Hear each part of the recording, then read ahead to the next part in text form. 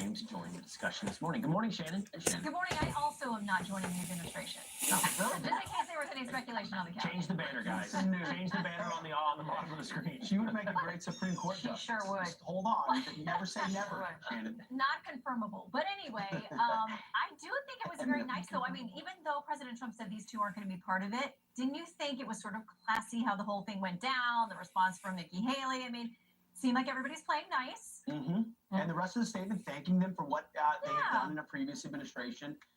Shannon, you were That's cool. You see the Blue Jay? The last That was cool. state just called 312. Set the scene for just how historic this is. Well, I mean, there's got to be a lot of soul searching from Democrats right now. And some of them are maintaining this line that America is full of sexist, racist, bigoted, terrible people who voted this way, and Donald Trump is a threat, and that the American people need to look at themselves and see what they did wrong. No, man, I gotta go give him some more who are very peanuts. openly having this conversation like that. Our policies were out of line with millions and millions of mainstream Americans who felt that certain factions and policies of this party have gone too far, and we have to be honest with ourselves. And some of them are doing that very publicly. One of our guests today, Congressman Dean Phillips, I mean, he mounted a primary challenge against President Biden because he said it would be disastrous for him to run again. And he's one of those who's very publicly saying, like, we've got a major problem to discuss here. Well, Shannon, you brought up the Supreme Court, or at least Pete brought up the Supreme Court, saying you'd be a great Supreme Court justice. It would be. I don't know that you'll get the nomination in the next 2 months, but there might be an opening for you to be nominated. There's rumors out there that many Democrats are agonizing and perhaps even pressuring Joe Biden, or first Sonia Sotomayor, to step down as a justice, giving Joe Biden the opportunity to replace her in the next 2 months, which, by the way, that timeline for confirmation, everything, we've seen this in the past. She's 70, and the point is they're terrified of Trump getting another appointment, which could swing it from a progressive justice over to maybe an originalist, textualist, conservative justice. Yeah, and gosh, there's so many points of risk in that plan if Democrats decide to try to launch it. First of all, sources close to Justice Sotomayor are telling us that there's been no outreach from any Democratic senators, from the White House, from the Hill at all, to push this with her. It seems like it's just more of, floating these leaks to Politico and other places to see if it would publicly influence her. There were people before the election, though, even back in the spring, who were pressuring her publicly, writing these pieces saying she should really step away, she should step down. But listen, the last several times I've seen her on the bench, she seems completely engaged, completely healthy. She's very open about the fact that she deals with diabetes. She manages that.